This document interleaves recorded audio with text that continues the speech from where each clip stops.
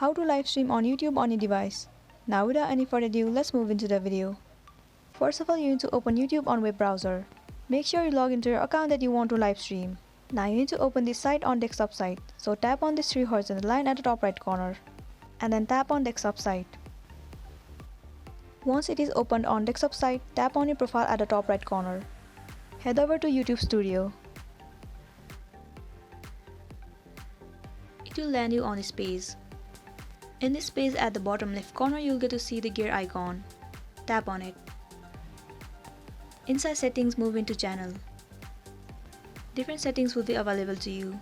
Move into feature eligibility. So the most important part is you need to enable all of these three options. Right now you can see that I have enabled all of the options. In order to enable it, you need to fulfill all of the requirements given here. Once you are done with all of the requirements, then tap on save. Now you just need to go back and head over to your application YouTube. Tap on this plus icon and then head over to go live together. Here it says that it will take 24 hours to activate your account for live streaming. So you just need to wait for a day and you'll be good to go. So this is it for today, and this was a tutorial video on how to live stream on YouTube.